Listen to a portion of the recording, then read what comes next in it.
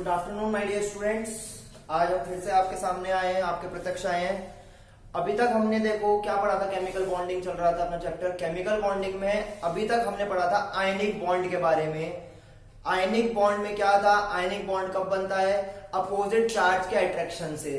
Cation और anion आते हैं। मेटल क्या बनाता है, कैटायन, और नॉन मेटल क्या बनाता है, एनायन, और उनके बीच में जो फोर्स ऑफ अट्रैक्शन होता है उसी के बीच क्या बन जाता है, एक आयनिक बॉन्ड की फॉर्मेशन होती है। उसके बाद मैंने सेकंड लेक्चर में आपको बताया था लैटिस एनर्जी के बारे में। लैटिस एनर्जी क्या हो जाती है, लैटिस एनर्जी, लैटिस बनते हैं क्या, अपोजिट अरेंजमेंट था या फिर 3D अरेंजमेंट था, किसका, अपोजिटली चार्ज आयन का, तो उनकी वजह से क्या बन रहा था, लैटिस बन रहा था। और जो लैटिस बनने पे एनर्जी रिलीज हो रही थी उसी को नाम दिया था मैंने, क्या, लैटिस एनर्जी नाम दिया था। कोई दिक्कत यहां तक, कोई दिक्कत आई नहीं होगी वैसे। अब आज का जो एक टॉपिक है, आज का टॉपिक बहुत ज्यादा इंपॉर्टेंट है बच्चों, केमिकल बॉन्डिंग के पॉइंट ऑफ व्यू से, या फिर अगर बोला जाए कि नीट के क्वेश्चंस आते हैं या आईआईटी के क्वेश्चंस आते हैं तो क्वेश्चन बहुत ज्यादा आएंगे इस टॉपिक से। आज का टॉपिक बहुत ज्यादा इंपॉर्टेंट है। टॉपिक है अपना आज का कोवेलेंट बॉन्ड।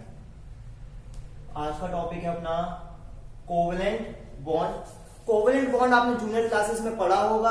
कोवेलेंट बॉन्ड में ज्यादा चर्चा ना करते हुए मेरा जो पॉइंट ऑफ इंटरेस्ट रहेगा वो आपको बताना रहेगा किसके बारे में, कोवैलेंसी के बारे में। किसके बारे में, कोवैलेंसी के बारे में। और यही कोवैलेंसी में मैं आपको एक नया कंसेप्ट सिखाऊंगा। ये कंसेप्ट आता है किसका, concept of extended covalency. Concept of extended covalency.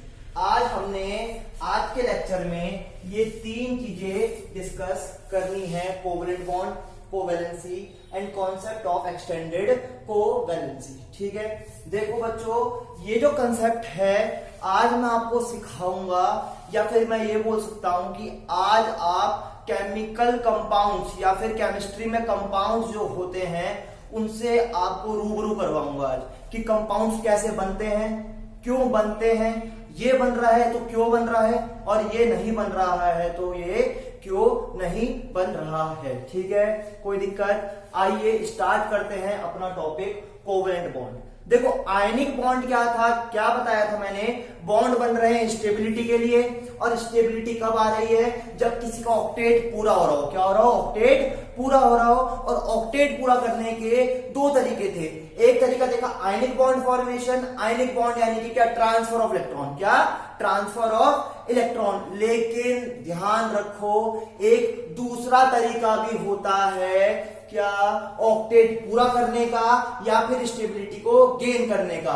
वो दूसरा तरीका होता है म्यूचुअल शेयरिंग ऑफ इलेक्ट्रॉन्स। क्या होता है वो, म्यूचुअल शेयरिंग ऑफ इलेक्ट्रॉन्स। मतलब कमाल की बात हो गई, कमाल की बात क्या हो गई, अभी तक तो लेन देन चल रहा था, एक ने इलेक्ट्रॉन दिया और दूसरे ने इलेक्ट्रॉन को खाया, एक ने इलेक्ट्रॉन दिया और दूसरे इलेक्ट्रॉन को खाया तो बॉन्ड बने। लेकिन अब बॉन्ड बनेगा क्या, दोनों की शेयरिंग से, दोनों की आपसी सहमति से। और अच्छा बोले तो मतलब कोवेलेंट बॉन्ड को आप क्या बोल सकते हो, कोवेलेंट बॉन्ड क्या है, bond formed by mutual sharing of electron pairs between two atoms, between two atoms to form a molecule, to form a molecule। इसको बोलते हैं हम क्या, कोवेलेंट बॉन्ड। बस इतना काफी है क्या जानने के लिए। क्या, इसका एक एग्जांपल दे देता हूं आपको। फॉर एग्जांपल अपने पास है N2 मॉलिक्यूल। क्या है अपने पास, एक N2 मॉलिक्यूल। मतलब दोनों एटम किसके आ रखे हैं, यहाँ पे नाइट्रोजन के आ रखे हैं। बोलो, दोनों एटम किसके आ रखे हैं, यहाँ पे नाइट्रोजन के आ रखे हैं। एक एटम अगर नाइट्रोजन का आया तो नाइट्रोजन की कॉन्फ़िगरेशन आपको पता है क्या होती है, 1s2 2s2 2p3। बोलो, यही कॉन्फ़िगरेशन होती है 1s2 2s2 2p3। इसके आउटर मोस्ट शेल में कितने इलेक्ट्रॉन है, इसके आउटर मोस्ट शेल में आ रखे हैं 5 इलेक्ट्रॉन। मतलब अगर ये कहीं से 3 इलेक्ट्रॉन को शेयर कर लेता है, क्या कर लेता है, अगर ये कहीं से 3 और इलेक्ट्रॉन्स को अपने पास शेयर कर लेता है तो इसके आउटर मोस्ट शेल में 8 इलेक्ट्रॉन जाएंगे। मतलब इसका ऑक्टेट क्या हो जाएगा, कंप्लीट। क्या हो जाएगा इसका ऑक्टेट, कंप्लीट। मतलब देखो होता क्या है, इस चीज को ऐसे समझते हैं कि ये पॉजिटिव चार्ज था, मतलब ये नाइट्रोजन का न्यूक्लियस था उस एटम का, उसके आउटर मोस्ट शेल में कितने इलेक्ट्रॉन आ रखे हैं? 5 इलेक्ट्रॉन। कितने इलेक्ट्रॉन आ रखे हैं उसके आउटर मोस्ट शेल में? 5 इलेक्ट्रॉन। मतलब 5 इलेक्ट्रॉन को मैं कुछ इस तरीके से बना सकता हूं, बोलो। उसी तरह क्या होगा, एक दूसरे नाइट्रोजन का एटम आएगा, दूसरे नाइट्रोजन का एटम किस तरीके से आएगा, ये उसका न्यूक्लियस हो गया, यहाँ पे उसके पास भी क्या होंगे? 3 इलेक्ट्रॉन होंगे, यहाँ पे 2, 5 ओवरऑल इलेक्ट्रॉन हो गए। अब क्या होगी, इनके बीच शेयरिंग होगी। क्या होगी? Mutual sharing. म्यूचुअल शेयरिंग को और अच्छे से समझो कि अगर ये 3 इलेक्ट्रॉन दे रहा है तो ये भी कितने इलेक्ट्रॉन का शेयरिंग कराएगा? 3 की। ऐसा नहीं है कि ये 2 की करवा देगा या ये 1 की करवा दे। इसने 3 की करवाई है तो इसने भी कितने की करवानी होगी? 3 की ही शेयरिंग करवानी होगी। मतलब होगा क्या कि ये इलेक्ट्रॉन यहाँ पे इससे शेयर हुआ, ये इलेक्ट्रॉन इससे यहाँ पे शेयर हुआ और इलेक्ट्रॉन इससे यहाँ पे शेयर हुआ। मतलब हुआ क्या, कुछ इस तरीके से स्ट्रक्चर मुझे दिखेगा N2 मॉलिक्यूल का कि 2 इलेक्ट्रॉन तो यहां आ गए, 2 इलेक्ट्रॉन यहां आ गए और यहां इन्होंने शेयरिंग कितने की करी? 3 इलेक्ट्रॉन्स की। मतलब हुआ क्या, ये 3 इलेक्ट्रॉन इसके पास भी आ चुके हैं और ये 3 इलेक्ट्रॉन काउंटेबल इसी के लिए भी है। मतलब यहाँ पे और इलेक्ट्रॉन कितने हो गए? 2 और 2 4, 2 6 और 2 8। इस नाइट्रोजन के एटम का भी ऑक्टेट पूरा हो चुका है और ये वाला जो नाइट्रोजन एटम है इसके पास भी कितने हो गए? 2 और 2 4, 2 6 और 2 8। इसका भी ऑक्टेट पूरा हो गया। बोलो, मतलब कमाल की बात क्या हो गई कि यहाँ पे एक N2 मॉलिक्यूल बनकर आ गया। क्या बनकर आ गया? यहाँ पे एक N2 मॉलिक्यूल बनकर आ गया जो अपने आप में क्या है? बहुत ज्यादा स्टेबल है। जो अपने आप में क्या है? अपने आप में बहुत ज्यादा स्टेबल है। इसी को बोलते हैं क्या? Covalent bond. क्या बोलते हैं इसको? Covalent bond. A bond formed between 2 atoms by mutual sharing of electrons. By mutual sharing of electron. बोलो, कोई दिक्कत यहां तक कोई दिक्कत अब नहीं होगी कोवेलेंट बॉन्ड में। आगे चलते हैं। अगला कंसेप्ट आता है बच्चों अपने पास, कोवेलेंसी। क्या कंसेप्ट आता है अपने पास? कोवेलेंसी। देखो क्या होती है कोवेलेंसी को समझते हैं आप।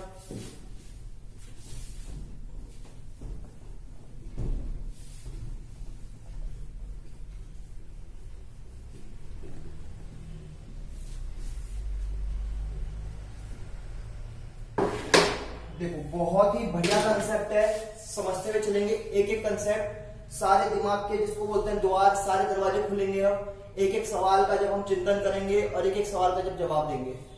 कोवेलेंसी का मतलब होता क्या है पहले तो वो समझो। क्या होती है covalency? Number of bonds formed by an element. एक एलिमेंट कितने नंबर ऑफ बॉन्ड्स बना सकता है, उसी को हम क्या नाम देते हैं? उसी को हम नाम देते हैं कोवेलेंसी। क्या नाम देते हैं उसी को हम? कोवेलेंसी। अब देखो, कई बार आपने देखा होगा कि भाई कोई एटम कितने बॉन्ड बना रहा है, कोई atom X number of bond बना रहा है, कोई Y बॉन्ड बना रहा है, कोई Z बॉन्ड बना रहा है। भाई हमें कैसे पता चलेगा कि उसकी कोवेलेंसी X है, Y है या फिर Z है? उसी का जवाब देखते हैं। देखो कैसे, कहानी शुरू करते हैं, ध्यान से सुनना, हर एक सवाल का जवाब मिलेगा। अभी तक आप पढ़ते हो क्या बच्चे? कार्बन के बारे में। किसके बारे में पढ़ते हो आप? कार्बन के बारे में। कार्बन के बारे में बात करी जाए तो कार्बन की कॉन्फ़िगरेशन होती है 1s2 2s2 और 2p2। क्या होती है? 1s2 2s2 और 2p2। आपको ये भली भांति पता है, अच्छे से पता है। You have already understood that fact कि आउटर मोस्ट शेल के इलेक्ट्रॉन्स ही बॉन्डिंग में पार्टिसिपेट करते हैं। मतलब एक चीज समझो, अगर मैं यहाँ पे ये 2s है मेरे पास और ये क्या हो गया मेरे पास? 2p। ये क्या हो गया? 2p। मतलब ये कार्बन की क्या है अभी तक? ये कार्बन की है ग्राउंड स्टेट। ये क्या है कार्बन की अभी तक? Ground state. लेकिन अभी तक बच्चों यहां पे देखो, एक अनपेड इलेक्ट्रॉन ये आ रखा है और दूसरा अनपेड इलेक्ट्रॉन ये आ रखा है। मतलब कार्बन में अनपेड इलेक्ट्रॉन है कितने अभी तक? 2 अनपेड इलेक्ट्रॉन है। बताओ यार कितने इलेक्ट्रॉन है? 2 अनपेड इलेक्ट्रॉन है। अगर 2 अनपेड इलेक्ट्रॉन है तो कार्बन बॉन्ड कितने बना सकता है? 2। कितने बॉन्ड बना सकता है बताओ यार? कार्बन 2 बॉन्ड बना सकता है आराम से। लेकिन यहाँ पे बोलोगे अब आप सर कि सर हमने तो ये सुना है कि कार्बन कितने बॉन्ड बनाता है? 4। कार्बन कितने बॉन्ड बनाता है? 4 बॉन्ड बनाता है, मतलब carbon is always tetravalent. Carbon is always tetravalent. Carbon है टेट्रावेलेंसी, फलान बुक में टेट्रावेलेंसी लिखा है, उस बुक में 4 बॉन्ड लिखे हुए हैं। इसमें क्या मतलब है, उसका क्या मतलब है, आओ समझते हैं। देखो यहाँ पे कि कार्बन टेट्रावेलेंट है। देखो कार्बन टेट्रावेलेंट है कब? अगर ये वाला इलेक्ट्रॉन, कौन सा इलेक्ट्रॉन, 2s वाला इलेक्ट्रॉन कहां आ जाए, 2s वाला इलेक्ट्रॉन अगर थोड़ा शिफ्ट हो जाए किसमें, 2p में। कार्बन वाला 2s का इलेक्ट्रॉन कहां शिफ्ट हो जाए, 2p में, तो ये कहां इलेक्ट्रॉन चला जाएगा, कार्बन एक्साइटेड स्टेट कहां चला गया, यहाँ पे 2s, और यहां पे ये 30 इलेक्ट्रॉन था कहां आ गया, 2p में। अब कार्बन के पास कितने इलेक्ट्रॉन हो चुके हैं आउटर मोस्ट शेल में, 4 इलेक्ट्रॉन, एक यहाँ पे, एक यहाँ पे, एक यहाँ पे, एक यहाँ पे, 4 इलेक्ट्रॉन हो चुके हैं। मतलब कार्बन इजीली कितने बॉन्ड बना सकता है, 4 बॉन्ड। कार्बन इजीली कितने बॉन्ड बना सकता है, 4 बॉन्ड। तो कार्बन क्या हो गया, टेट्रावेलेंट हो गया। लेकिन उससे पहले मेरा एक सवाल और है आप लोगों से। आप लोग क्या पढ़ते हो, आप लोग ये पढ़ते हो कि कार्बन इज टेट्रावेलेंट। क्या पढ़ते हो आप लोग, कि कार्बन इज टेट्रावेलेंट। कभी किसी किताब में आपने ये पढ़ा है क्या कि एक्साइटेड स्टेट कार्बन जो होता है, क्या कि जो एक्साइटेड स्टेट वाला कार्बन है वो टेट्रावेलेंट है? क्या कह रहा हूं मैं, फिर से समझो। आपने कभी ये नहीं पढ़ा कि एक्साइटेड स्टेट वाला जो कार्बन होता है वो टेट्रावेलेंट होता है। आपने हमेशा ये पढ़ा है कि कार्बन इज टेट्रावेलेंट है। मतलब अगर हमें वो जो किताब की लैंग्वेज लिखी हुई है कि कार्बन टेट्रावेलेंट है, तो वो तभी सही कर सकते हैं क्या, उस चीज को हम तभी सही बोल सकते हैं जब हम क्या मान के चलें कि जो मेरा एक्साइटेड स्टेट वाला कार्बन है वही क्या है, सिंपल कार्बन है। क्या, जो मेरा एक्साइटेड स्टेट वाला कार्बन है वही क्या है, सिंपल कार्बन है। मतलब दूसरी चीज, कार्बन ने 4 बॉन्ड बनाए, तो आपने इसकी कोवेलेंसी कितनी बोल दी, 4। कितनी बोलते हो इसकी कोवेलेंसी आप, कि कार्बन ने कितने बॉन्ड बनाए हैं, 4। ठीक है, ग्राउंड स्टेट में कार्बन कितने बॉन्ड बना रहा है, 2। लेकिन कभी भी आप इसकी कोवेलेंसी 2 नहीं बोलते हो, कभी भी आप इसकी कोवेलेंसी 2 नहीं बोलते हो। आप इसकी कोवेलेंसी हमेशा क्या बताते हो, 4 बताते हो कि कार्बन ने 4 बॉन्ड बनाए। लेकिन फिर से एक चीज आती है, फिर से एक चीज हमारे दिमाग में तंग करती है, क्या कि अगर मैं बच्चों यहां पे एक एग्जांपल लेके चलूं, फॉस्फोरस। किसका एग्जांपल लेके चलूं, फॉस्फोरस का।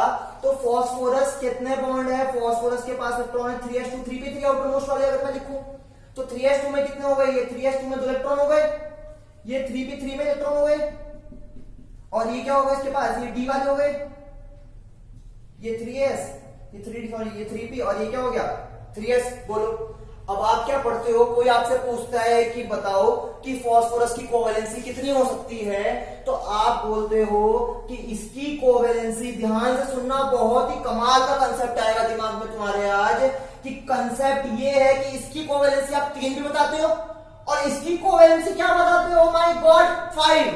क्या बताते हो इसकी कोवेलेंसी 5, मतलब 3 भी बोल सकते हो और 5 भी बोल सकते हो। मतलब ये जब तक ग्राउंड स्टेट में पड़ा हुआ है तो यहाँ पे 1 2 3 बॉन्ड बना सकता है ये। लेकिन अगर ये एक्साइटेड स्टेट में चला जाए, मतलब ये वाला इलेक्ट्रॉन को अगर आप यहां पहुंचा दो, तो ये वाला इलेक्ट्रॉन से ये कितनी कोवेलेंसी भी शो कर सकता है, कोवेलेंसी 5 भी शो कर सकता है। मतलब फॉस्फोरस के लिए तो तुम लोग 3 भी ले रहे हो और 5 भी ले रहे हो, तो कार्बन के लिए 4 ले रहे हो तो 2 क्यों नहीं ले रहे। सवाल ये है, क्या सवाल ये है कि कार्बन के लिए कोवेलेंसी 4 ली जा रही है और फॉस्फोरस के लिए 3 और 5। तो देखो बच्चों, सवाल ये आ खड़ा हो चुका है अब कि कार्बन की तो 4 ली जा रही है और फॉस्फोरस के लिए 3 भी ली जा रही है और 5 भी ली जा रही है। भला ऐसा भेदभाव क्यों है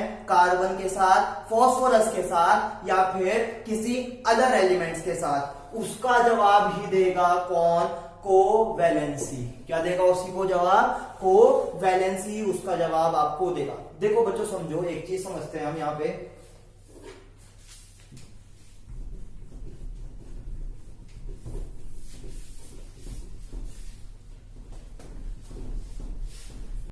देखो बहुत ही इजी कंसेप्ट है। क्या देखो, अगर मैं कार्बन की बात करता हूं तो देखो यहाँ पे कार्बन की अभी मैंने बात करी, कार्बन के आउटर मोस्ट में थे 2s2 2p2 यही थे, बोलो।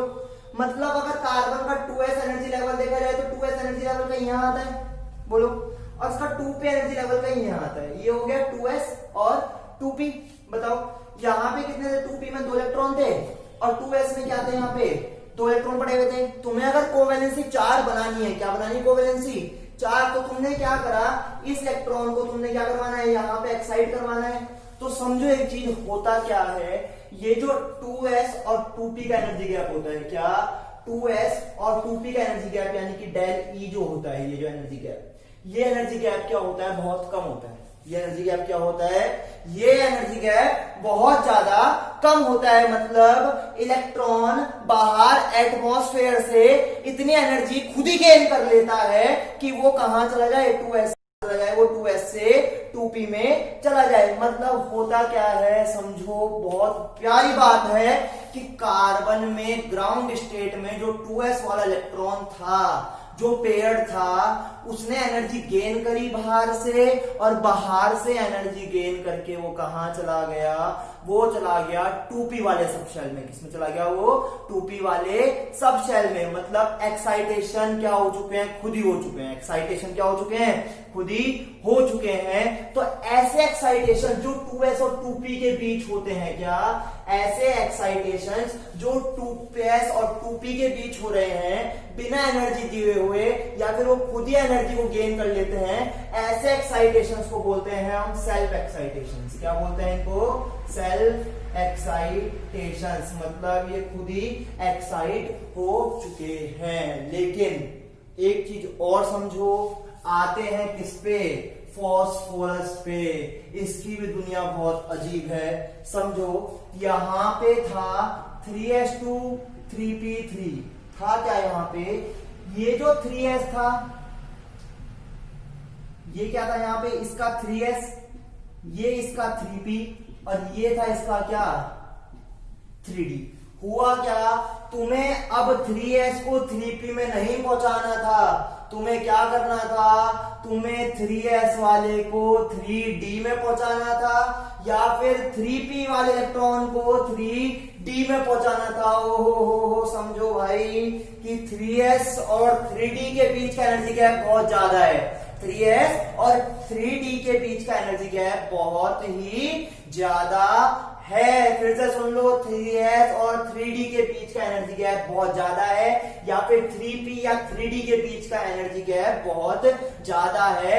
तो यहाँ पे एक्साइटेशन खुद नहीं हो सकते हैं, यहाँ पे एक्साइटेशन खुद पे खुद नहीं हो सकते हैं। इसलिए एक्साइटेशन मुझे यहाँ करवाने पड़ते हैं, एक्साइटेशन मुझे यहाँ करवाने पड़ते हैं, क्योंकि यहाँ पे खुद एक्साइटेशन नहीं हो सकते हैं। इसलिए इसमें जो एक्साइटेशन होते हैं, कहां पे, 3s से 3d, कहां से, 3s से 3d या फिर 3p से 3d, इन एक्साइटेशंस को बोला जाता है फोर्स्ड एक्साइटेशंस। क्या नाम दिया जाता है इनको, फोर्स्ड एक्साइटेशंस। क्या नाम दिया जाता है, बोलो, फोर्स्ड एक्साइटेशंस नाम देते हैं। क्या नाम देते हैं इनको, फोर्स्ड एक्साइटेशन। मतलब एक्साइटेशन सेल्फ भी हो सकते हैं और एक्साइटेशन फोर्स्ड भी हो सकते हैं।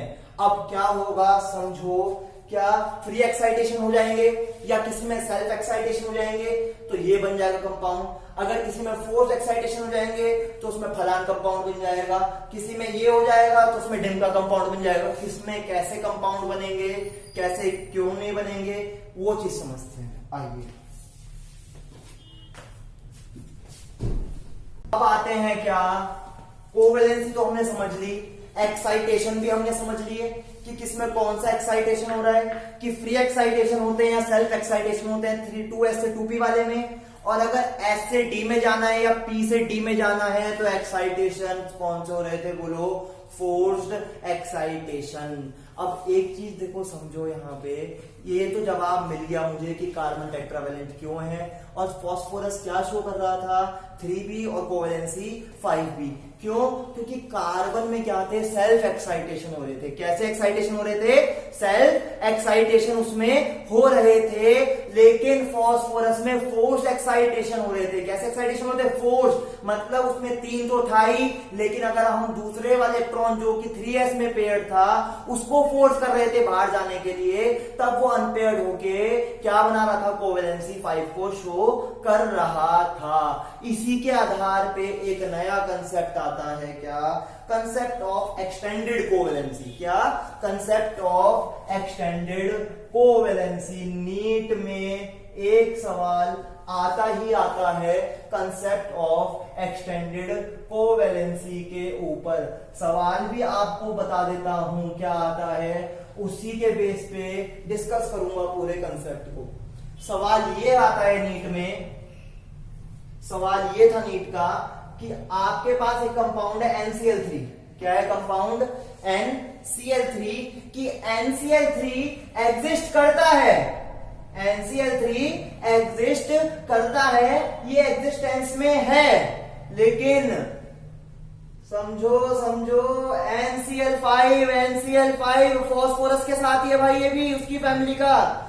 NCl3 एग्जिस्ट करता है लेकिन NCl5 एग्जिस्ट नहीं करता है। ओ यहीं पे इसी के भाई, इसी के फैमिली के member phosphorus PCl3 exist, yes, and PCl5 also exist, yes. Why? So existence ऐसी क्यों आ रही है इसकी एग्जिस्टेंस? NCl3 एग्जिस्ट करता है, NCl5 एग्जिस्ट नहीं करता, लेकिन उसी के भाई बंधु फास्फोरस PCl3 भी एग्जिस्ट कर रहा है और PCl5 भी एग्जिस्ट कर रहा है। ये तो एक सवाल हो गया नीट का। दूसरा सवाल ये पूछता है कि बताओ, दूसरा क्वेश्चन बहुत ही प्यारा, कि pH3 तो एग्जिस्ट करता है, क्या? pH3 एग्जिस्ट करता है लेकिन pH5 एग्जिस्ट नहीं करता, pH5 एग्जिस्ट नहीं करता, और pH3 एग्जिस्टेंस में आता है। तो क्यों आता है भाई? अभी तो देखा कि PCl5 की कोवेलेंसी 5 भी हो सकती है, तो 5 तो इसकी भी है, तो ये क्यों नहीं आता एग्जिस्टेंस में? बल्कि PCl3 PCl5 दोनों आते हैं, लेकिन NCl3 आता है, NCl5 नहीं आता। ये एक सवाल। दूसरा सवाल मन में ये है कि सर pH3 एग्जिस्ट करता है, फॉस्फीन गैस एग्जिस्ट करती है, लेकिन pH5 एग्जिस्ट नहीं करता कभी भी। क्यों? अब समझते हैं। देखो यहां पे क्या कंसेप्ट है, देखो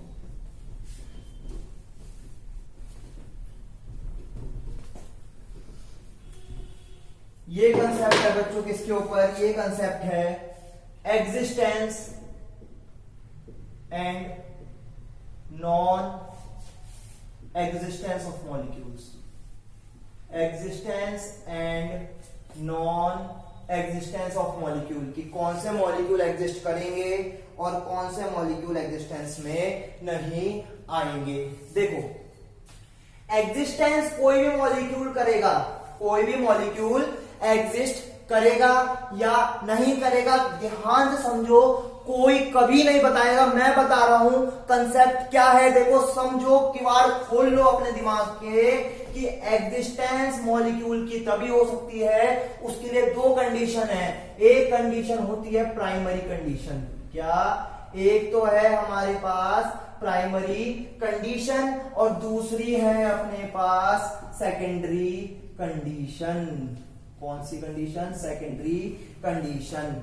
प्राइमरी कंडीशन होनी ही होनी चाहिए, जो कि होनी चाहिए मॉलिक्यूल के एग्जिस्टेंस के लिए, वो है क्या?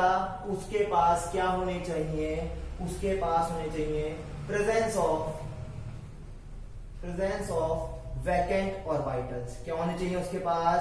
प्रेजेंस ऑफ वैकेंट ऑर्बिटल्स, तभी वो मॉलिक्यूल क्या कर सकता है, अपनी कोवेलेंसी को एक्सटेंड कर सकता है। तभी वो मॉलिक्यूल क्या कर सकता है, अपनी कोवेलेंसी को एक्सटेंड कर सकता है। पहली कंडीशन तो ये हो गई, क्या, प्रेजेंस ऑफ वैकेंट ऑर्बिटल्स। दूसरी कंडीशन क्या है, दूसरी कंडीशन ये है, क्या देखो, दूसरी कंडीशन होती है कॉन्ट्रैक्शन ऑफ चार्ज। क्या, कॉन्ट्रैक्शन ऑफ चार्ज, चार्ज का कॉन्ट्रैक्शन वहां होना चाहिए। क्या, प्रेजेंस ऑफ वैकेंट ऑर्बिटल्स आपके पास प्राइमरी कंडीशन है, और सेकेंडरी कंडीशन क्या है आपके पास, कॉन्ट्रैक्शन ऑफ चार्ज, चार्ज का कॉन्ट्रैक्शन होना जरूरी है। आइए समझते हैं क्या क्या। देखो, अगर मैं बोलता हूं आपके पास कि अभी मैंने बताया NCl3, देखो सवालों के जवाब खुद पे खुद मिलेंगे नीट के। अब NCl3 एग्जिस्ट करता है, NCl3 अभी बताया एग्जिस्ट करता है, और NCl5 एग्जिस्ट नहीं करता है। तो देखो यहाँ पे नाइट्रोजन की कंफिग्रेशन क्या थी, 2s2 2p3। क्या थी नाइट्रोजन की कंफिग्रेशन, 2s2 2p3। तो 2s वाला ये रहा, और 2p ये रहा, यहाँ पे 2p3 ये रहा। क्या नाइट्रोजन के पास वैकेंट ऑर्बिटल्स हैं, तो बताओ यार, क्या नाइट्रोजन के पास वैकेंट ऑर्बिटल्स हैं? ओए नहीं है वैकेंट ऑर्बिटल। अगर वैकेंट ऑर्बिटल नहीं है मतलब ये तो प्राइमरी कंडीशन में फेल हो गया। मतलब क्या, ये तो प्राइमरी कंडीशन में ही फेल हो चुका है। मतलब अगर NCl3 की बात करी जाए तो 3 कोवेलेंसी मुझे यहाँ पे मिल रही है। क्या, एक क्लोरीन यहाँ लगेगा, एक क्लोरीन यहाँ लगेगा, एक क्लोरीन यहाँ लगेगा। तो NCl3 आराम से बहुत ही खुश मिजाज होकर एग्जिस्ट करेगा, बहुत ही खुश मिजाज होकर एग्जिस्ट करेगा। लेकिन लेकिन लेकिन लेकिन यहाँ देखो, अगर NCl5 की बात करी जाए तो इसके पास तो वैकेंट ऑर्बिटल ही नहीं है, ये तो एक्साइटेशन करवा ही नहीं सकता है। अरे कहां से करवाएगा, खाली जगह ही नहीं है एक्साइटेशन के लिए। मतलब प्राइमरी कंडीशन में ही क्या हो गया, फेल हो गया। इसलिए NCl5 एग्जिस्ट नहीं करता है। मतलब सवाल में डायरेक्ट रीजन ये होगा क्या, कि अगर वो पूछता है NCl3 exist but NCl5 do not exist, तो सीधा साधा आंसर ये होगा नाइट्रोजन के लिए कि बिकॉज ऑफ एब्सेंस ऑफ क्या, वैकेंट ऑर्बिटल्स। क्या, because of absence of vacant orbitals, की उसमें वैकेंट ऑर्बिटल्स नहीं है, इसलिए वो अपनी कोवेलेंसी को एक्सटेंड नहीं कर सकता है। दूसरा सवाल कई बार एम्स वाला पूछता है, जो क्या होता है, बहुत ही लाजवाब सवाल है अपने आप में। देखो समझो, कोवेलेंसी मैंने आपको बताया कि कोवेलेंसी क्या चीज होती है। कोवेलेंसी होती है कि कोई एलिमेंट कितने बॉन्ड बना रहा है, कोई एलिमेंट कितने बॉन्ड बना रहा है, तो वो अटैक करता है डायरेक्टली एम्स वाला NCERT पे।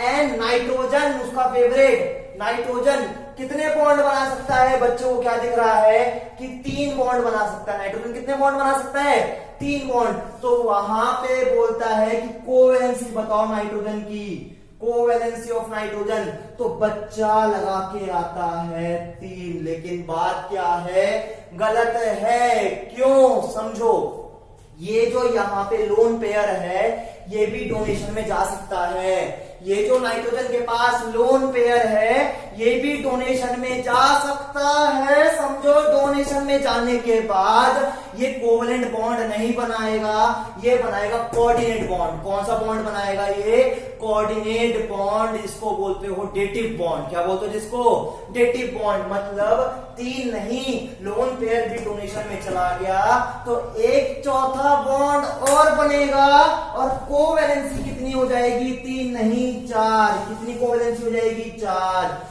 यानी क्या कि मैक्सिमम कोवैलेंसी या फिर कोवैलेंसी बोली जाए नाइट्रोजन की तो कितनी होती है, 4 ना कि 3। क्या होती है, फिर से समझो, कोवैलेंसी नाइट्रोजन की कितनी होती है, 4 होती है, ना कि 3 होती है। समझ आई बात या नहीं आई।